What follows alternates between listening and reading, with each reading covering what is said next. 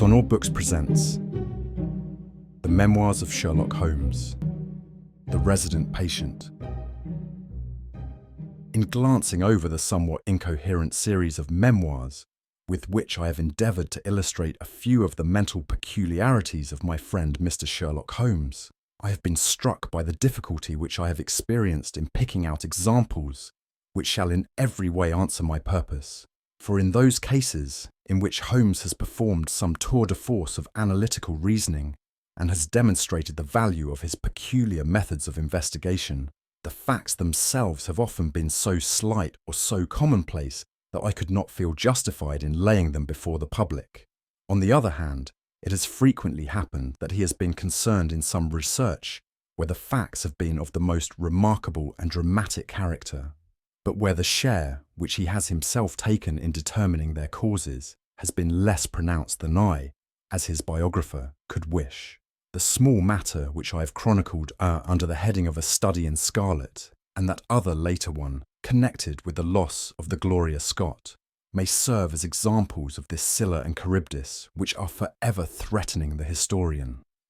It may be that in the business of which I am now about to write, the part which my friend played is not sufficiently accentuated, and yet the whole train of circumstances is so remarkable that I cannot bring myself to omit it entirely from this series. I cannot be sure of the exact date, for some of my memoranda upon the matter have been mislaid, but it must have been towards the end of the first year during which Holmes and I shared chambers in Baker Street. It was boisterous October weather, and we had both remained indoors all day. I because I feared with my shaken health to face the keen autumn wind, while he was deep in some of those abstruse chemical investigations which absorbed him utterly as long as he was engaged upon them. Towards evening, however, the breaking of a test tube brought his research to a premature ending, and he sprang up from his chair, with an exclamation of impatience and a clouded brow.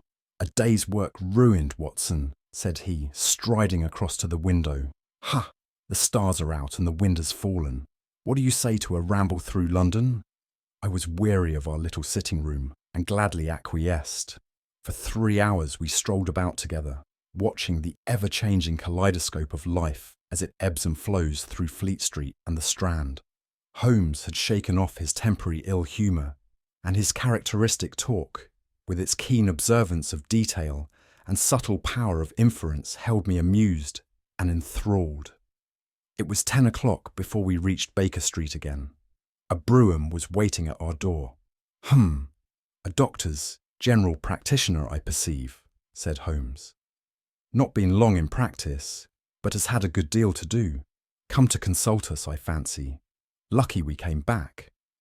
I was sufficiently conversant with Holmes's methods to be able to follow his reasoning, and to see that the nature and state of the various medical instruments in the wicker basket, which hung in the lamplight inside the brougham, had given him the data for his swift deduction.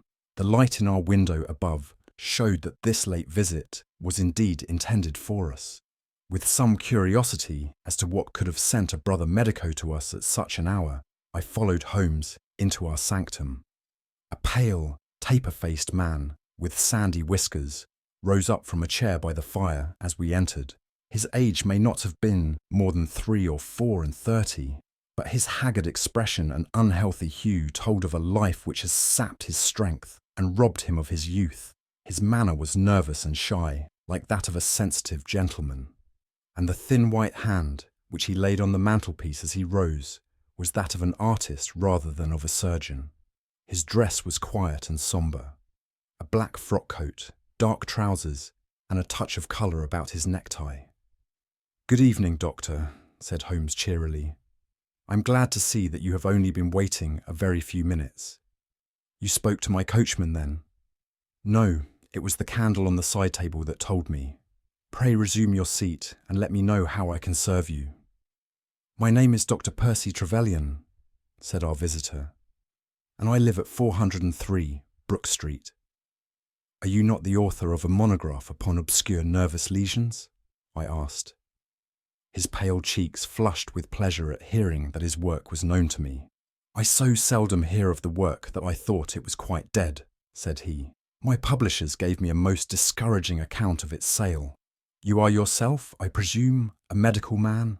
A retired army surgeon. My own hobby has always been nervous disease. I should wish to make it an absolute specialty, but of course, a man must take what he can get at first. This, however, is beside the question, Mr. Sherlock Holmes, and I quite appreciate how valuable your time is. The fact is that a very singular train of events has occurred recently at my house in Brook Street, and tonight they came to such a head that I felt it was quite impossible for me to wait another hour before asking for your advice and assistance. Sherlock Holmes sat down and lit his pipe. You are very welcome to both, said he. Pray let me have a detailed account of what the circumstances are which have disturbed you. One or two of them are so trivial, said Dr. Trevelyan, that really I am almost ashamed to mention them. But the matter is so inexplicable, and the recent turn which it has taken is so elaborate, that I shall lay it all before you, and you shall judge what is essential and what is not. I am compelled to begin with to say something of my own college career. I am a London University man, you know, and I am sure that you will not think that I am unduly singing my own praises if I say that my student career was considered by my professors to be a very promising one.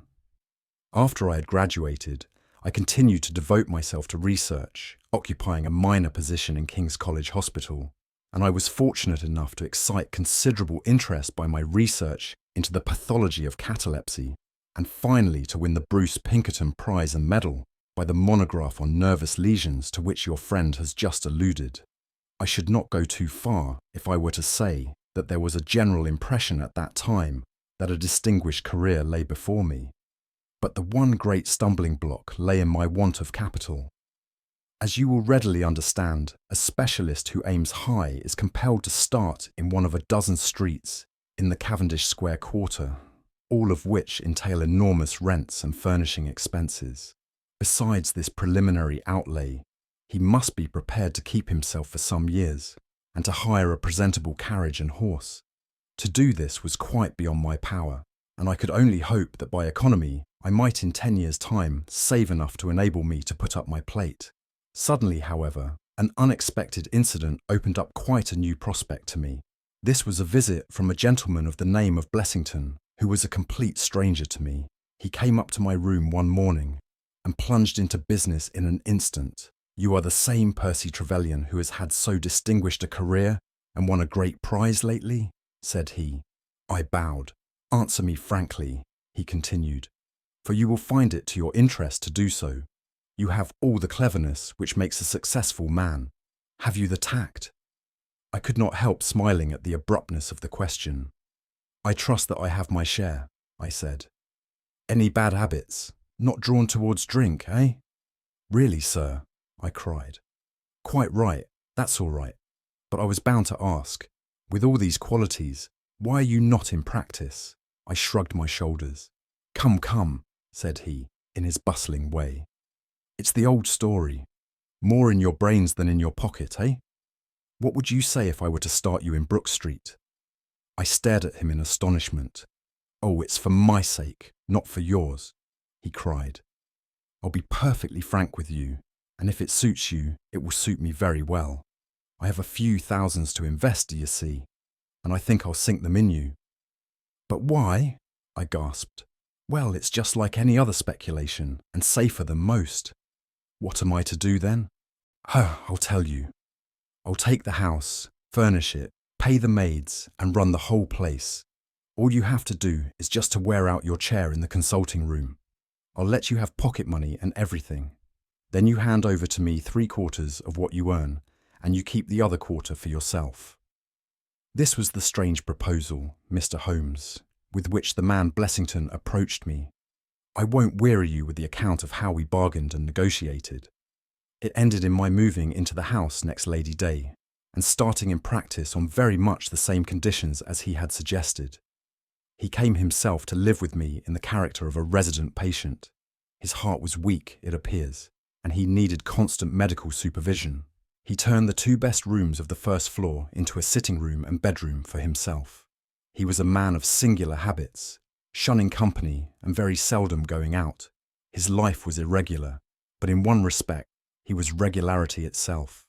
Every evening, at the same hour, he walked into the consulting room, examined the books, put down 5 and 3 for every guinea that I had earned, and carried the rest off to the strongbox in his own room.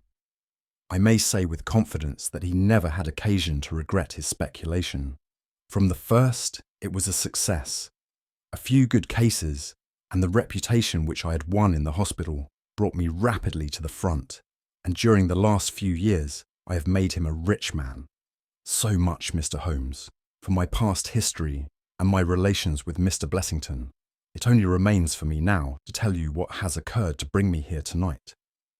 Some weeks ago, Mr. Blessington came down to me in, as it seemed to me, a state of considerable agitation.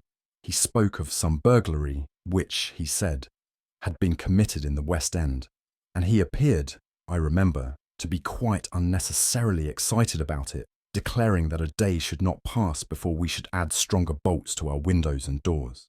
For a week, he continued to be in a peculiar state of restlessness, peering continually out of the windows, and ceasing to take the short walk which had usually been the prelude to his dinner. From his manner, it struck me that he was in mortal dread of something or somebody, but when I questioned him upon the point, he became so offensive that I was compelled to drop the subject.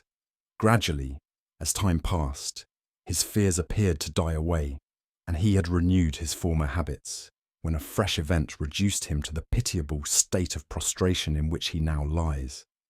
What happened was this. 2 days ago, I received the letter which I now read to you. Neither address nor date is attached to it.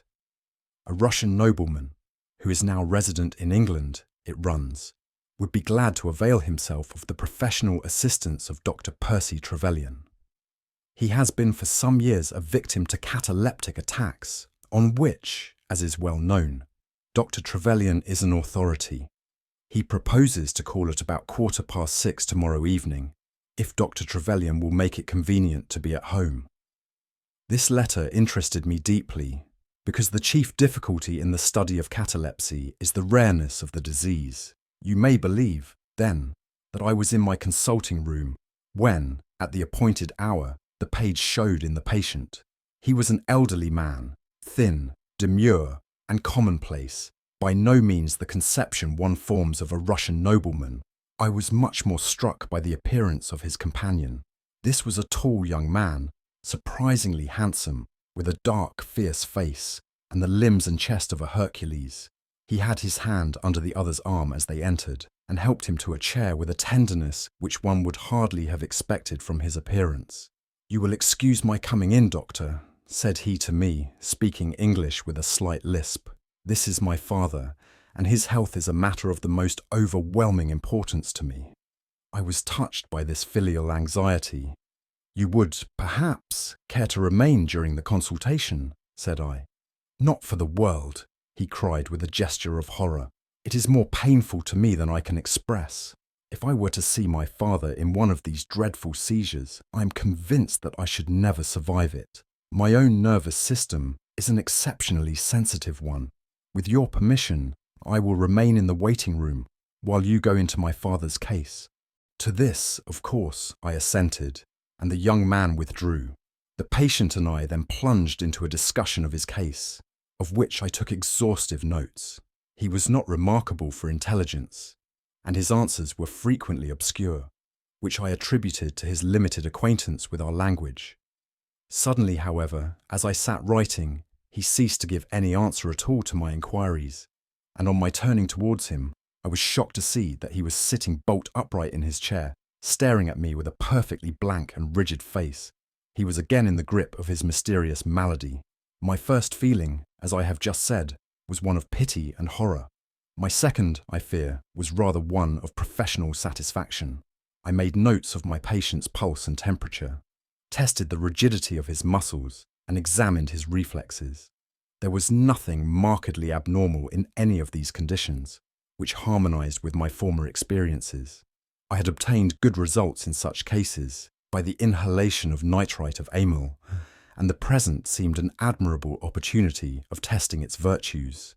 The bottle was downstairs in my laboratory, so leaving my patient seated in his chair, I ran down to get it. There was some little delay in finding it, 5 minutes, let us say, and then I returned. Imagine my amazement to find the room empty and the patient gone. Of course, my first act was to run into the waiting room. The son had gone also. The hall door had been closed but not shut. My page who admits patients is a new boy, and by no means quick. He waits downstairs and runs up to show patients out when I ring the consulting room bell. He had heard nothing, and the affair remained a complete mystery. Mr. Blessington came in from his walk shortly afterwards, but I did not say anything to him upon the subject, for to tell the truth, I have got in the way of late of holding as little communication with him as possible. Well, I never thought that I should see anything more of the Russian and his son, so you can imagine my amazement when, at the very same hour this evening, they both came marching into my consulting room, just as they had done before. I feel that I owe you a great many apologies for my abrupt departure yesterday, doctor, said my patient. I confess that I was very much surprised at it, said I. Well, the fact is, he remarked, that when I recover from these attacks, my mind is always very clouded as to all that has gone before.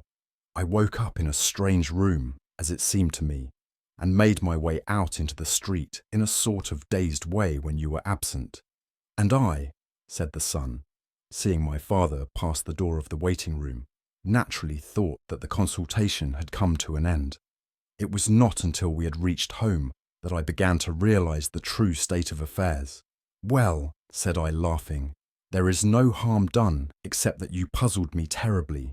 So if you, sir, would kindly step into the waiting room, I shall be happy to continue our consultation, which was brought to so abrupt an ending.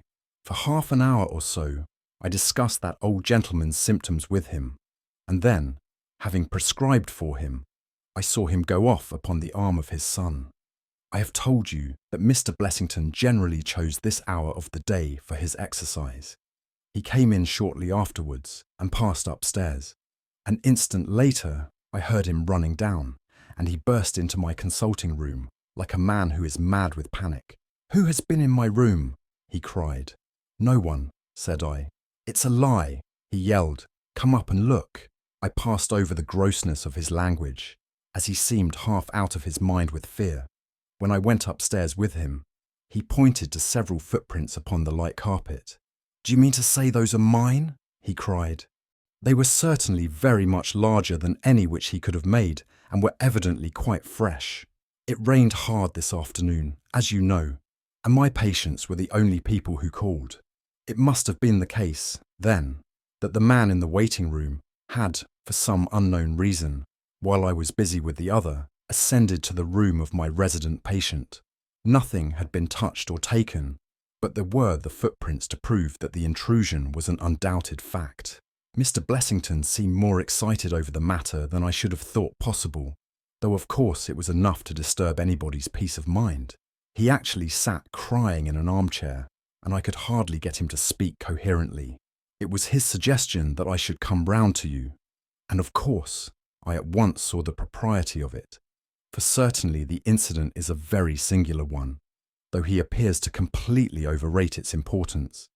If you would only come back with me in my brougham, you would at least be able to soothe him, though I can hardly hope that you will be able to explain this remarkable occurrence. Sherlock Holmes had listened to this long narrative with an intentness which showed me that his interest was keenly aroused. His face was as impassive as ever, but his lids had drooped more heavily over his eyes, and his smoke had curled up more thickly from his pipe to emphasize each curious episode in the doctor's tale. As our visitor concluded, Holmes sprang up without a word, handed me my hat, picked his own from the table, and followed Dr. Trevelyan to the door. Within a quarter of an hour we had been dropped at the door of the physician's residence in Brook Street, one of those sombre, flat-faced houses which one associates with a West End practice. A small page admitted us, and we began at once to ascend the broad, well-carpeted stair. But a singular interruption brought us to a standstill. The light at the top was suddenly whisked out, and from the darkness came a reedy, quivering voice. "I have a pistol!" it cried. "I give you my word that I'll fire if you come any nearer." "This really grows outrageous, Mr. Blessington," cried Dr. Trevelyan. "Oh, then it is you, Doctor," said the voice, with a great heave of relief. "But those other gentlemen, are they what they pretend to be?" We were conscious of a long scrutiny out of the darkness. Yes, it's all right," said the voice at last. "You can come up, and I'm sorry if my precautions have annoyed you." He relit the stair gas as he spoke, and we saw before us a singular-looking man, whose appearance, as well as his voice, testified to his jangled nerves.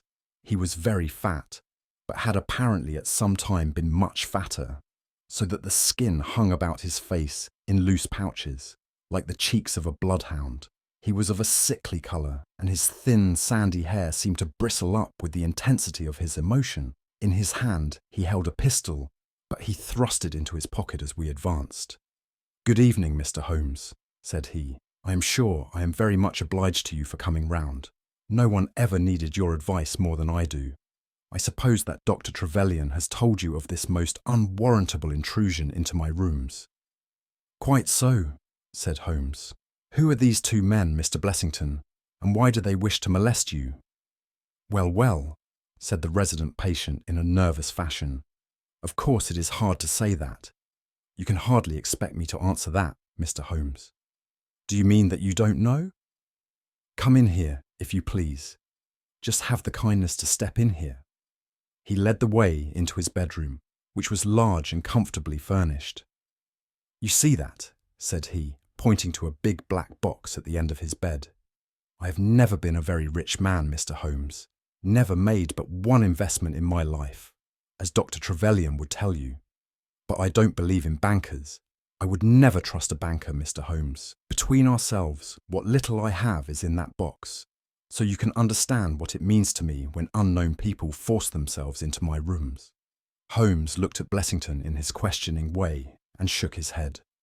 "I cannot possibly advise you if you try to deceive me," said he. "But I have told you everything." Holmes turned on his heel with a gesture of disgust. "Good night, Dr. Trevelyan," said he. "And no advice for me?" cried Blessington in a breaking voice. "My advice to you, sir, is to speak the truth." A minute later, we were in the street and walking for home. We had crossed Oxford Street and were halfway down Harley Street before I could get a word from my companion. "Sorry to bring you out on such a fool's errand, Watson," he said at last. "It is an interesting case, too, at the bottom of it. I can make little of it," I confessed. "Well, it is quite evident that there are two men, more, perhaps, but at least two, who are determined for some reason to get at this fellow Blessington. I have no doubt in my mind that both on the first and on the second occasion that young man penetrated to Blessington's room, while his confederate, by an ingenious device, kept the doctor from interfering. And the catalepsy? A fraudulent imitation, Watson, though I should hardly dare to hint as much to our specialist. It is a very easy complaint to imitate. I have done it myself. And then? By the purest chance Blessington was out on each occasion. Their reason for choosing so unusual an hour for a consultation was obviously to ensure that there should be no other patient in the waiting room. It just happened, however, that this hour coincided with Blessington's constitutional, which seems to show that they were not very well acquainted with his daily routine. Of course, if they had been merely after plunder, they would at least have made some attempt to search for it. Besides, I can read in a man's eye when it is his own skin that he is frightened for. It is inconceivable that this fellow could have made two such vindictive enemies as these appear to be without knowing of it. I hold it, therefore, to be certain that he does know who these men are, and that for reasons of his own he suppresses it. It is just possible that tomorrow may find him in a more communicative mood. Is there not one alternative? I suggested. Grotesquely improbable, no doubt, but still just conceivable. Might the whole story of the cataleptic Russian and his son be a concoction of Dr. Trevelyan's, who has, for his own purposes, been in Blessington's rooms? I saw in the gaslight that Holmes wore an amused smile at this brilliant departure of mine. "My dear fellow," said he, "it was one of the first solutions which occurred to me, but I was soon able to corroborate the doctor's tale. This young man has left prints upon the stair carpet which made it quite superfluous for me to ask to see those which he had made in the room. When I tell you that his shoes were square-toed instead of being pointed like Blessington's, and were quite 1.33 inches longer than the doctor's. You will acknowledge that there can be no doubt as to his individuality, but we may sleep on it now, for I shall be surprised if we do not hear something further from Brook Street in the morning. Sherlock Holmes's prophecy was soon fulfilled, and in a dramatic fashion. At 7:30 next morning, in the first glimmer of daylight, I found him standing by my bedside in his dressing gown. "There's a brougham waiting for us, Watson," said he. "What's the matter then? The Brook Street business? Any fresh news?" "Tragic, but ambiguous," said he, pulling up the blind. "Look at this, a sheet from a notebook, with 'For God's sake, come at once, P.T.' scrawled upon it in pencil. Our friend, the doctor, was hard put to it when he wrote this. Come along, my dear fellow, for it's an urgent call. In a quarter of an hour or so, we were back at the physician's house. He came running out to meet us with a face of horror. 'Oh, such a business!' he cried, with his hands to his temples. 'What then?' 'Blessington has committed suicide,' Holmes whistled. 'Yes, he hanged himself during the night.' We had entered, and the doctor had preceded us into what was evidently his waiting room. 'I really hardly know what I am doing,' he cried. 'The police are already upstairs. It has shaken me most dreadfully. When did you find it out?' 'He has a cup of tea taken into him early every morning. When the maid entered, about 7, there the unfortunate fellow was hanging in the middle of the room. He had tied his cord to the hook on which the heavy lamp used to hang, and he had jumped off from the top of the very box that he showed us yesterday.' Holmes stood for a moment in deep thought. 'With your permission,' said he at last, 'I should like to go upstairs and look into the matter.' We both ascended, followed by the doctor. It was a dreadful sight which met us as we entered the bedroom door. I have spoken of the impression of flabbiness which this man Blessington conveyed. As he dangled from the hook, it was exaggerated and intensified until he was scarce human in his appearance. The neck was drawn out like a plucked chicken's, making the rest of him seem the more obese and unnatural by the contrast. He was clad only in his long nightdress, and his swollen ankles and ungainly feet protruded starkly from beneath it. Beside him stood a smart-looking police inspector, who was taking notes in a pocket-book. "Ah, Mr. Holmes," said he heartily, as my friend entered. "I'm delighted to see you." "Good morning, Lana," answered Holmes. "You won't think me an intruder, I am sure. Have you heard of the events which led up to this affair?" "Yes, I heard something of them. Have you formed any opinion?" "As far as I can see, the man has been driven out of his senses by fright. The bed has been well slept in, you see. There's his impression deep enough. It's about 5 in the morning, you know, that suicides are most common. That would be about his time for hanging himself. It seems to have been a very deliberate affair." "I should say that he has been dead about 3 hours, judging by the rigidity of the muscles," said I. "Noticed anything peculiar about the room?" asked Holmes. "Found a screwdriver and some screws on the washhand stand. Seems to have smoked heavily during the night too. Here are 4 cigar ends that I picked out of the fireplace." Said Holmes. "Have you got his cigar holder?" "No, I have seen none." "His cigar case, then?" "Yes, it was in his coat pocket." Holmes opened it and smelled the single cigar which it contained. "Oh, this is a Havana, and these others are cigars of the peculiar sort which are imported by the Dutch from their East Indian colonies. They are usually wrapped in straw, you know, and are thinner for their length than any other brand." He picked up the 4 ends and examined them with his pocket lens. "2 of these have been smoked from a holder, and 2 without," said he. "2 have been cut by a not very sharp knife, and 2 have had the ends bitten off by a set of excellent teeth. This is no suicide, Mr. Lanner. It is a very deeply planned and cold-blooded murder." "Impossible!" cried the inspector. "And why? Why should anyone murder a man in so clumsy a fashion as by hanging him? That is what we have to find out. How could they get in?" "Through the front door. It was barred in the morning. Then it was barred after them." "How do you know?" "I saw their traces. Excuse me a moment, and I may be able to give you some further information about it." He went over to the door, and turning the lock, he examined it in his methodical way. Then he took out the key, which was on the inside, and inspected that also. The bed, the carpet, the chairs, the mantelpiece, the dead body, and the rope were each in turn examined, until at last he professed himself satisfied, and with my aid and that of the inspector, cut down the wretched object and laid it reverently under a sheet. "How about this rope?" he asked. "It is cut off this," said Dr. Trevelyan, drawing a large coil from under the bed. He was morbidly nervous of fire, and always kept this beside him, so that he might escape by the window in case the stairs were burning. "That must have saved them trouble," said Holmes, thoughtfully. "Yes, the actual facts are very plain, and I shall be surprised if by the afternoon I cannot give you the reasons for them as well. I will take this photograph of Blessington, which I see upon the mantelpiece, as it may help me in my inquiries." "But you have told us nothing!" cried the doctor. "Oh, there can be no doubt as to the sequence of events," said Holmes. "There were 3 of them in it, the young man, the old man, and a third to whose identity I have no clue. The first 2, I need hardly remark, are the same who masqueraded as the Russian Count and his son, so we can give a very full description of them. They were admitted by a confederate inside the house. If I might offer you a word of advice, Inspector, it would be to arrest the page, who, as I understand, has only recently come into your service, Doctor." "The young imp cannot be found," said Dr. Trevelyan. "The maid and the cook have just been searching for him." Holmes shrugged his shoulders.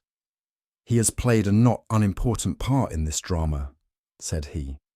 "The 3 men having ascended the stairs, which they did on tiptoe, the elder man first, the younger man second, and the unknown man in the rear." "My dear Holmes," I ejaculated. Oh, there could be no question as to the superimposing of the footmarks. I had the advantage of learning which was which last night. They ascended then to Mr. Blessington's room, the door of which they found to be locked. With the help of a wire, however, they forced round the key. Even without the lens you will perceive, by the scratches on this ward, where the pressure was applied. On entering the room, their first proceeding must have been to gag Mr. Blessington. He may have been asleep, or he may have been so paralysed with terror as to have been unable to cry out.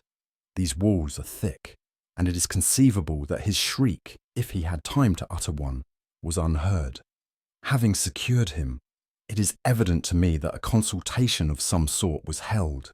Probably it was something in the nature of a judicial proceeding.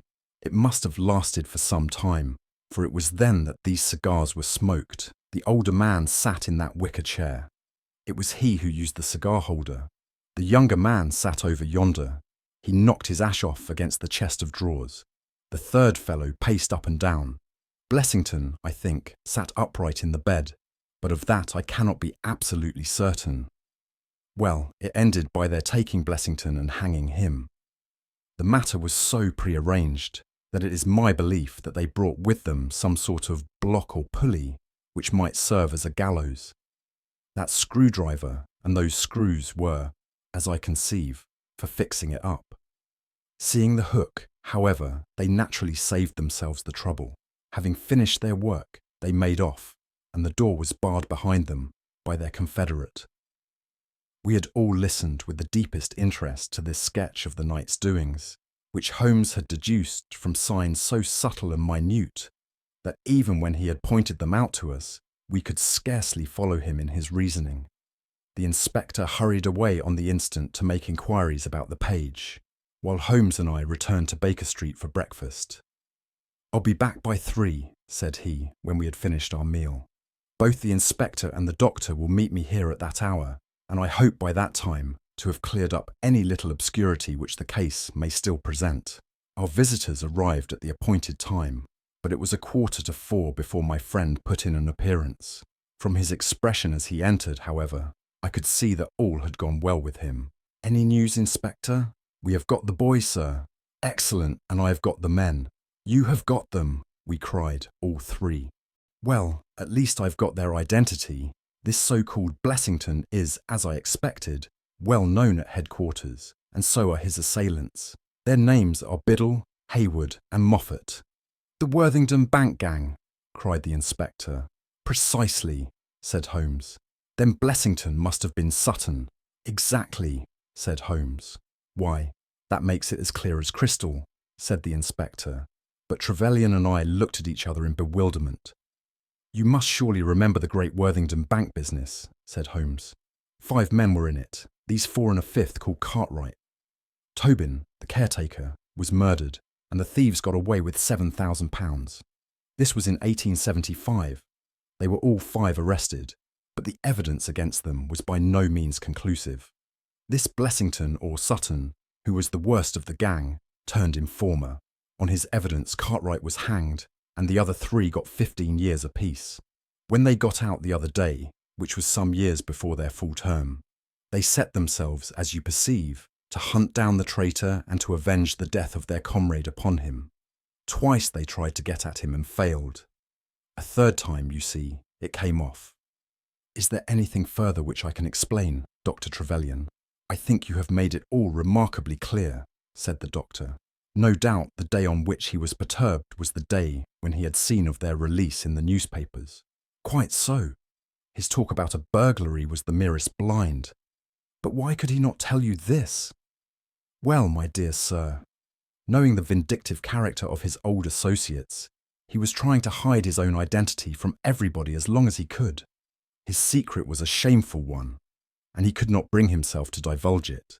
However, wretch as he was still living under the shield of British law, and I have no doubt, Inspector, that you will see that, though that shield may fail to guard, the sword of justice is still there to avenge.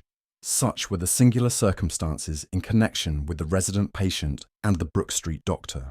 From that night, nothing has been seen of the 3 murderers by the police, and it is surmised at Scotland Yard that they were among the passengers of the ill-fated steamer Nora Creina, which was lost some years ago with all hands upon the Portuguese coast, some leagues to the north of Oporto. The proceedings against the page broke down for want of evidence, and the Brook Street mystery, as it was called, has never until now been fully dealt with in any public print.